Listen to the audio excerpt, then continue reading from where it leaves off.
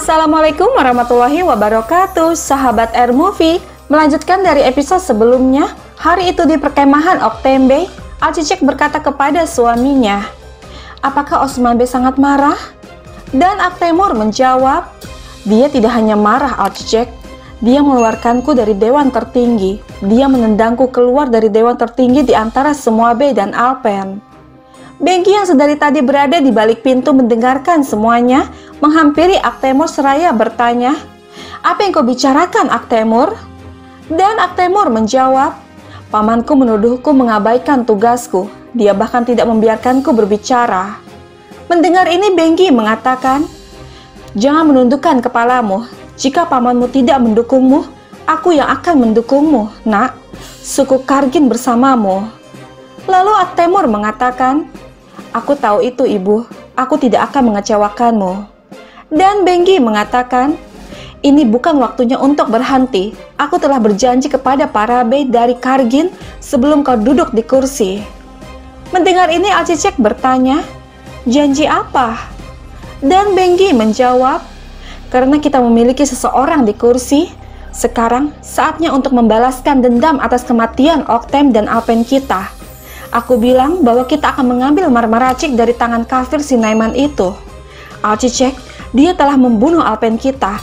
Dia mengambil milik kita. Kita tidak akan hanya duduk di sini dan menonton, ya kan?" Namun Alcicek mengatakan, "Tidak, duka kita masih baru. Selain itu, Aktemur juga adalah Bey baru." Seketika Bengki mengatakan, "Tidak ada yang baru atau lama untuk seorang Bey. Kita tidak bisa berhenti sekarang. Apakah kamu ingin mengingkari janji kita sejak hari pertama? Aktemur, apakah kamu setuju dengan Alcicek?" Mendengar ini membuat Aktemur terdiam sejenak, lalu berkata, "Kita telah memberi janji, jadi kita akan mengambil Marmaracik. Kita akan membalaskan dendam Oktembe dan Alpen kita." Lalu Bengki mengatakan, "Masya Allah, putraku yang pemberani. Tentu, kita akan mengambilnya kembali, insya Allah." Sahabat kita beralih ke Osman yang saat itu berada di rumah salah seorang pedagang di daerah Kurudere. Malhun berkata, "Osman, apakah menurutmu ini waktu yang tepat untuk memeriksa? Bagaimana dengan Naiman?" Lalu Osman berbalik tanya, "Apakah kau tidak percaya pada Beimu?" Dan Malhun menjawab, "Tentu aku percaya padamu, Osman. Kaulah satu-satunya orang yang aku percaya. Jangan bicara seperti kamu tidak tahu itu." Lalu Osman mengatakan, Ewalah, aku akan menang dengan kehendak Allah. Kamu berbicara untuk berjaga-jaga. Kita akan lihat. Kita adalah manusia. Yang abadi adalah negara. Yang membuat negara adalah rakyat. Aku ingin melihat, Malhun." Tidak lama Halil datang dengan membawa semangkuk kurma seraya berkata, "Aku tahu siapa kamu." Lalu Osman mengatakan, "Aku adalah seorang penumpang, nak, seorang penumpang." "Baiklah, katakan padaku, siapa aku?" Dan Halil menjawab, "Kau adalah Osman Bey. Aku tidak pernah lupa dengan apa yang aku lihat. Aku melihatmu berada di atas kuda di Sogut, dan aku menjadi yakin saat kau berkelahi." Mendengar ini Osman meraih anak itu lalu bertanya, "Apakah kamu memberitahu ayah dan ibumu tentang aku? Itukah sebabnya mejanya seperti ini?" Dan Halil menjawab, "Tidak, meja kami seperti ini untuk semua orang." Lalu Osman bertanya, "Bagaimana dengan kata-kata yang kamu ucapkan di pasar? Apakah kamu tahu tentang aku di sana?" Dan Halil menjawab, "Mengapa aku mengatakan kata-kata jika aku tidak tahu itu adalah Osman Bey?" Mendengar ini membuat Osman tertawa lalu berkata, "Sekarang ini adalah rahasia antara kamu dan aku, sebuah rahasia negara." Tidak lama pria itu datang seraya berkata, "Baiklah, ini adalah meja yang bisa ditawarkan oleh orang miskin." Mendengar ini Osman mengatakan, "Astagfirullah, Masya Allah, itu lebih baik dan lebih berbuah daripada meja makan." Kemudian mereka semua tersenyum. Sementara itu, di Yeni Sehir, seperti biasa, Cerkutai dan Gubus Ap saling berebut memasuki dapur. Mereka merayu Ulgen untuk dapat memperoleh makanan. Namun hal yang tidak diduga terjadi saat Cerkutai berbalik badan. Seketika dia dikagetkan dengan sesosok Ferista Hatun yang sedari tadi sudah berada di sana. Dengan bersembunyi di balik tembok, Cerkutai berkata, "Ulgen, Ulgen, ibumu di sini. Kenapa kau tidak memberitahuku?" Dan Ulgen menjawab, "Aku lupa memberitahumu. Tidak, dia tidak mungkin mendengarnya dari sana." Lalu Cerkutai bertanya, "Benarkah dia tidak mendengarnya?" Dan Ulgen menjawab, "Ya, dia wanita tua." Lalu Cerkutai mengatakan, "Ya, benar, dia sudah tua." Menyaksikan ini, Gubrus menghampiri Karabe seraya berkata, "Oh, Karabe ada di sini. Apa itu? Apakah mereka membuat tamu bekerja?" Seketika Karabe mengatakan, tamu siapa? Apa yang kau lakukan di dapur pada siang hari, Gubrus Alp? Aku kira puasa membuatmu bingung." Dan Gubrus menjawab, "Aku mencoba untuk mengendalikan orang gila itu. Bukan karena puasa mempengaruhiku. Aku makan 1 kali saat sahur dan itu sudah cukup bagiku." Lalu Karabe berkata, "Masya Allah, apa yang si bodoh ini lakukan di sini?" Pria gila, apa yang kamu lakukan?" "Ya, kamu, apa yang kamu lakukan?" Dengan gugup Cerkutai menjawab, Aku hanya berkeliling." Lalu Karabe mengatakan, "Kemari, jangan hanya melihat-lihat. Ayo, kemari. Aku bilang, kemari." Kemudian dengan gugup Cerkutai menghampiri Karabe. Dengan memberikan senampan gandum, Karabe berkata, "Jangan terlihat malas. Sisir batu di dalamnya. Aku tidak bisa melihat dengan baik lagi." Menyaksikan itu, Ulgen langsung menghampiri mereka seraya berkata, "Ibu, aku bisa menangani ini. Apa yang kau lakukan? Berikan padaku, Cerkutai." Namun Karabe mengatakan, "Biarkan saja gadisku. Bukankah dia orang gila? Daripada dia hanya duduk diam, biarkan dia mengeluarkan batu-batu itu. Dia bisa melakukan sebanyak itu. Kurasa kamu bisa melakukan itu, ya kan?" Dan Cerkutai menjawab, "Iya, aku bisa melakukannya. Cerkutai bisa melakukannya." Menyaksikan ini, Gubrus mulai mengganggunya. Namun Karabe juga memerintahkan Gubrus untuk melakukan pekerjaan lain. Kemudian Karabe memberikan sepiring makanan kepada Cerkutai.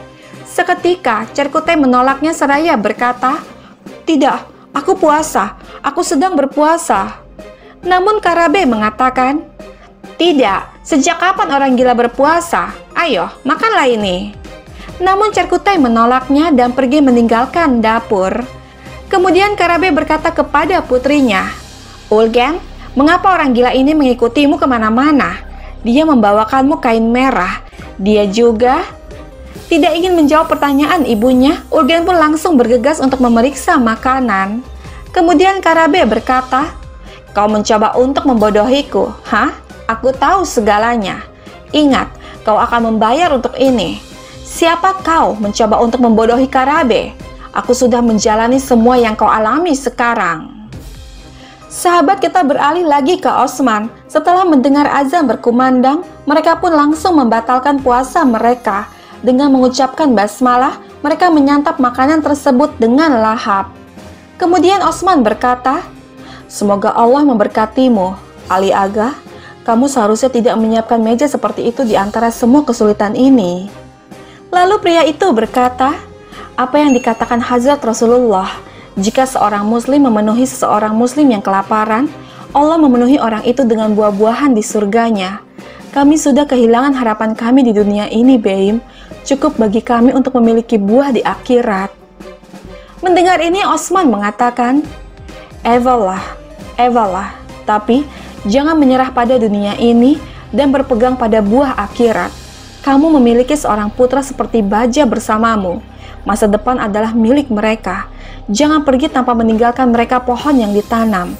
Seorang muslim tidak boleh kehilangan harapan, agar kita selalu saling membantu dan melampaui hari-hari ini. Insya Allah. Sekarang beritahu aku, apakah para bandit ini selalu mengganggumu seperti ini?" Dan pria itu menjawab, "Ya, selalu." Kemudian Osman berkata, "Selalu ada pria pemberani yang melawan orang-orang kejam di negeri ini." Dan pria itu mengatakan, "Kau adalah musafir dan kami adalah pemilik penginapan, Beim. kau datang dan pergi, tapi kami sudah lama berada di tanah ini.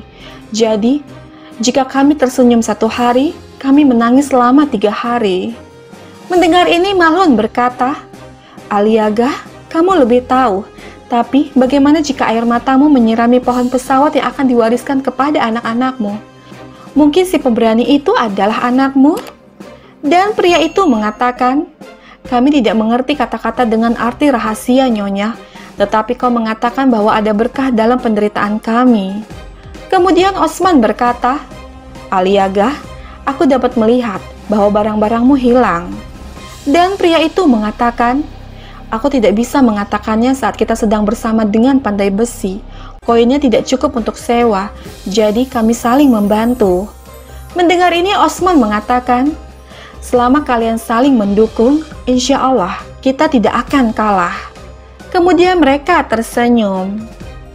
Sementara itu, di negeri Syam, Turgut dan pasukan Alpennya berhasil memasuki istana untuk menemui Talai. Kemudian Talai berkata, pedagang, kau terlalu ramai untuk seorang pedagang. Mengapa? Dengan menunjukkan lencana itu, Turgut menjawab, kepercayaan yang kami miliki lebih berharga dari apapun. Kami tidak ingin menderita murka Naiman. Namun Talai mengatakan, jika ini palsu, maka kau akan menderita murkaku. Apakah kau tidak takut? Dan Turgut menjawab, tentu aku takut, tapi aku harus bertanya, mengapa? Jika dia ingin membunuhku, mengapa Naiman membiarkanku datang sejauh ini? Dia bisa saja membunuhku saat itu. Kemudian dengan menunjukkan segulung kertas, Talai mengatakan, kau benar, Naiman selalu menjamin pekerjaannya. Deskripsi pedagang yang akan datang ditulis di sini. Mendengar ini membuat Turgut dan Alpennya menjadi sangat khawatir.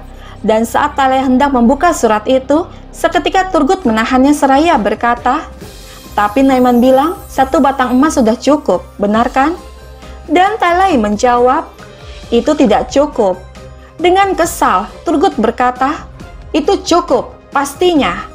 Seketika dia memukul Talai dan perkelahian pun terjadi di sana. Kemudian Turgut berkata kepada Talai, kau memiliki sesuatu yang menjadi milik kami. Mana segelnya?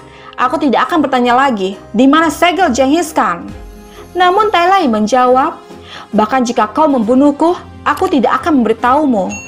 Lalu Turgut mengatakan, aku akan mengambil segelnya cepat atau lambat, dengan atau tanpamu.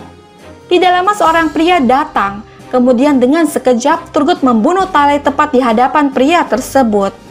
Lalu bertanya, katakan padaku, orang Mongolia, apakah kau berada di sisinya atau tidak? Siapa kamu?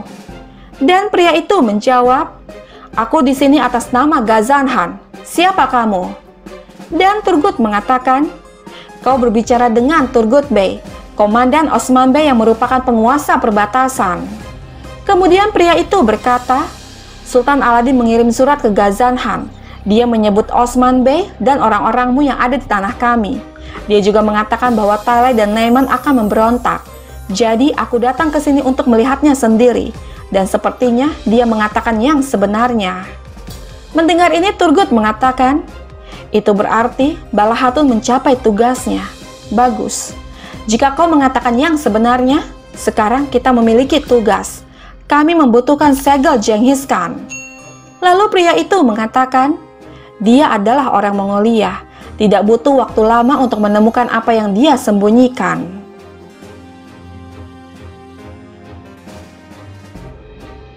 Sahabat, bergabunglah terus bersama kami untuk mengetahui kisah selanjutnya.